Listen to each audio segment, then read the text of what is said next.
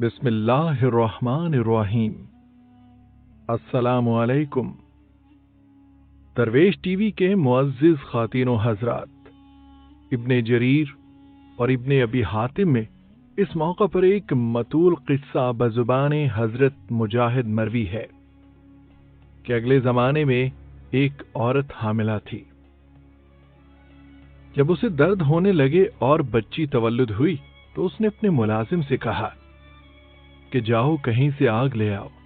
وہ باہر نکلا تو دیکھا کہ دروازے پر ایک شخص کھڑا ہے۔ پوچھتا ہے کہ کیا ہوا، لڑکا یا لڑکی؟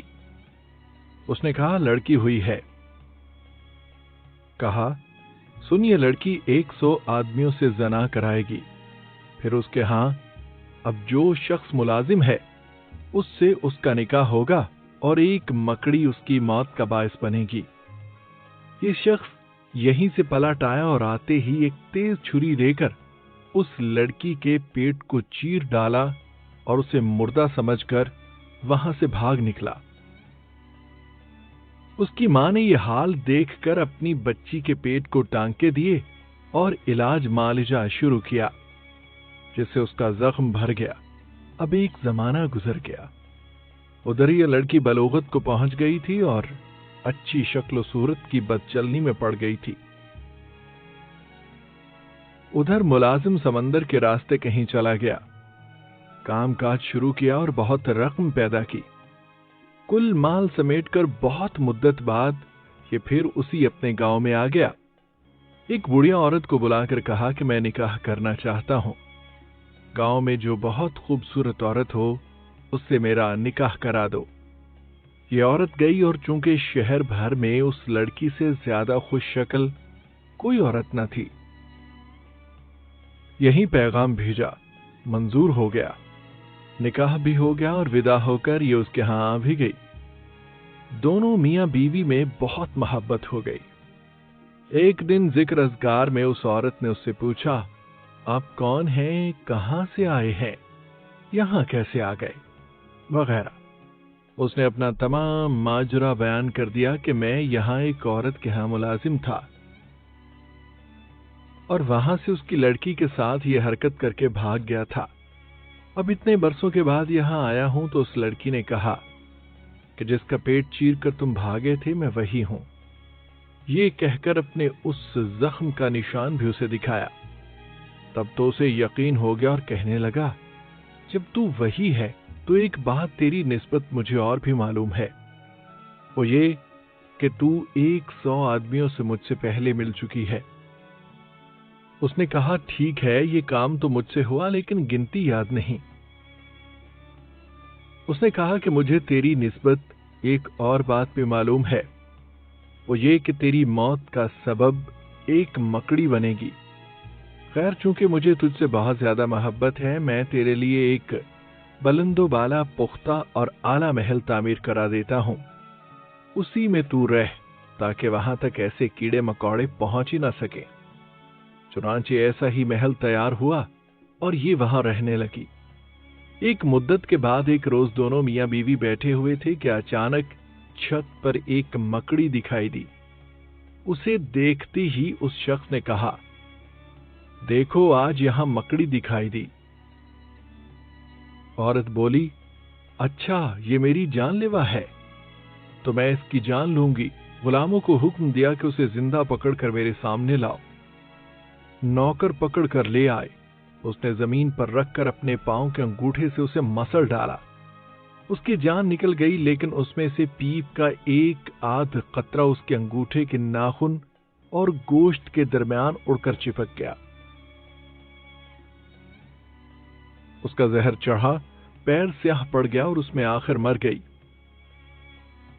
حضرت عثمان رضی اللہ تعالیٰ عنہ پر جب باغی چڑھ دوڑے تو آپ نے امت محمد صلی اللہ علیہ وسلم کی خیر خواہی اور ان کے اتفاق کی دعا کے بعد 2 شعر پڑھے، جن کا مطلب بھی یہی ہے کہ موت کو ٹالنے والی کوئی چیز اور کوئی ہیلا، کوئی قوت اور کوئی چالاکی نہیں۔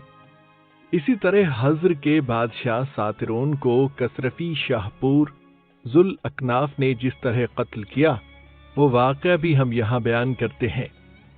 ابن حشام میں ہے، جب شاہ پور عراق میں تھا تو اس کے علاقہ پر ساترون نے چڑھائی کی تھی۔ اس کے بدلے میں جب اس نے چڑھائی کی تو یہ قلعہ بند ہو گیا۔ 2 سال تک محاصرہ رہا لیکن قلعہ فتح نہ ہو سکا۔ ایک روز ساترون کی بیٹی نذیرہ اپنے باپ کے قلعہ کا گشت لگا رہی تھی۔ اچانک اس کی نظر شاہ پور پر پڑ گئی۔ یہ اس وقت شاہانہ پرتکلف ریشمی لباس میں تاج شاہی سر پر رکھے ہوئے تھا۔ نذیرہ کے دل میں آیا کہ اس سے میری شادی ہو جائے تو کیا ہی اچھا ہو۔ چنانچہ اس نے خفیہ پیغام بھیجنے شروع کیے اور وعدہ ہو گیا کہ اگر یہ لڑکی اس قلعہ پر شاہ پور کا قبضہ کرا دے تو شاہ پور اس سے نکاح کر لے گا۔ اس کا باپ ساترون بڑا شرابی تھا، اس کی ساری رات نشے میں کٹتی تھی۔ اس کی لڑکی نے موقع پا کر رات کو اپنے باپ کو نشے میں مدہوش دیکھ کر اس کے سرہانے سے قلعہ کے دروازے کی کنجیاں چپکے سے نکال لی اور اپنے ایک بااعتماد غلام کے ہاتھ ساترون تک پہنچا دی، جس سے اس نے دروازہ کھول لیا اور شہر میں قتل عام کرایا اور قابض ہو گیا۔ یہ بھی کہا گیا کہ اس قلعہ میں ایک جادو تھا، جب تک اس طلسم کو توڑا نہ جائے قلعہ کا فتح ہونا ناممکن تھا۔ اس لڑکی نے اس کے توڑنے کا گرو سے بتا دیا کہ ایک چتکبرا کبوتر لے کر اس کے پاؤں کسی باقرہ کے پہلے حیض کے خون سے رنگ لو، پھر اس کبوتر کو چھوڑو، وہ جا کر قلعہ کی دیوار پر بیٹھے تو فوراً وہ طلسم ٹوٹ جائے گا اور قلعہ کا پھاٹک کھل جائے گا۔ چنانچہ شاہ پور نے یہی کیا اور قلعہ فتح کر کے ساترون کو قتل کر ڈالا، تمام لوگوں کو تہہ تیغ کیا اور تمام شہر کو اجاڑ دیا، اور اس لڑکی کو اپنے ہمراہ لے گیا اور اس سے نکاح کر لیا۔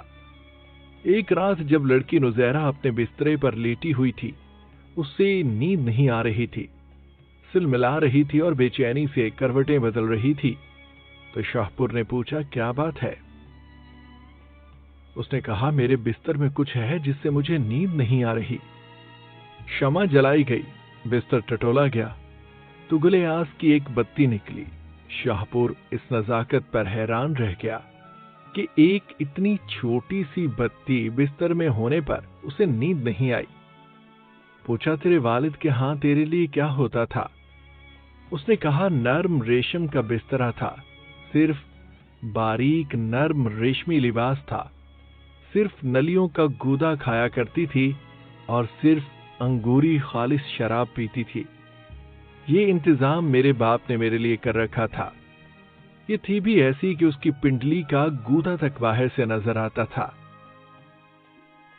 ان باتوں سے شاہ پور پر ایک اور رنگ چڑھا دیا اور اس نے کہا جس باپ نے تجھے اس طرح پالا پوسا، اس کے ساتھ تو نے یہ سلوک کیا کہ میرے ہاتھوں اسے قتل کرایا، اس کے مالک کو تخت و تاراج کرایا، پھر مجھے تجھ سے کیا امید رکھنی چاہیے؟ اللہ جانے میرے ساتھ تو کیا کرے۔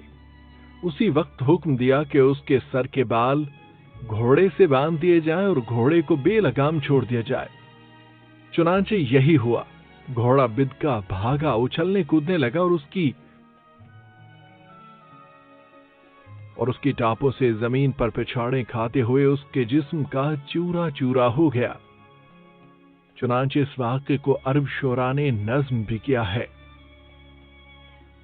معزز خواتین و حضرات، دھوکہ اور خیانت اپنی جمیع صورتوں اور مختلف شکلوں کے ساتھ ایک خطرناک حرکت، قبیح طریقہ اور برائی پر مبنی معاملہ و تعامل ہے۔ چنانچہ جو شخص شخصی اغراض اور ذاتی مفادات کے حصول کے لیے شیطان کی پیروی کرتے ہوئے اپنے معاملات میں دھوکے، ملمہ سازی اور حقائق کی پردہ پوشی سے کام لیتا ہے، تو وہ اچھی طرح جان لے کہ وہ عذاب الہی کو دعوت دے رہا ہے اور اللہ نے اس کی سزا کے لیے گھات تیار کر رکھی ہے۔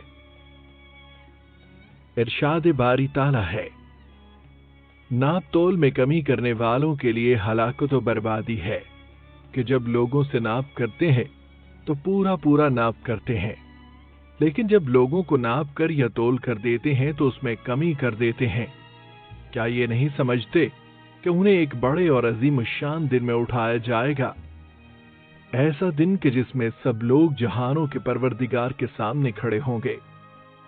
अब्दुल मलिक बिन मरवान कहते हैं, मुझे एक एराबी बद्दवी ने कहा, ए अब्दुल मालिक, अल्लाह ताला ने नाप तोल में कमी करने वालों के बारे में जो फरमाना था फरमा दिया है। आपका अपने बारे में क्या ख्याल है, जबकि आप बगैर नापो तोल के लोगों के अमवाल को हासिल करते हैं। ऐ लोगों के अमवाल व असबाब को धोखे और दगादारी से हासिल करने वाले, अल्लाह से डर जाओ। मज़कूर आज़िम शान आयात में गौर व फिक्र से काम लो। अपने आप को ज़ियाए औकात और वक़ूए मौत से क़ब्ल मुहलिक गुनाहों और खतरनाक गलतियों से बचा लो।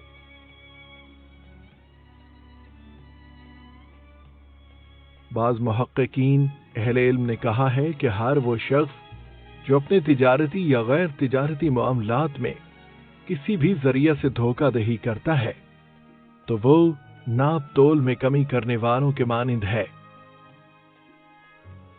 दुआ है कि अल्लाह ताला हमें धोखाधड़ी और तकब्बुर से बचने की तौफीक अता फरमाए।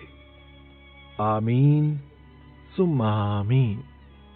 अस्सलामु अलैकुम व रहमतुल्लाहि व बरकातुहू।